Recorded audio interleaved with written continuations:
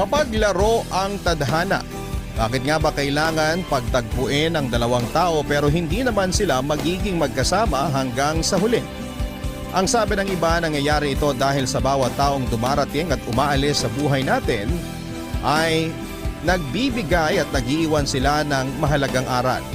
Ngunit paano kung muling nag-cruise ang landas ninyo ng taong bahagi na lamang ng iyong nakaraan? Paano kung muli siyang pumatok sa puso mo? Hahayaan mo ba siyang pumasok kahit alam mong hindi na pupwede?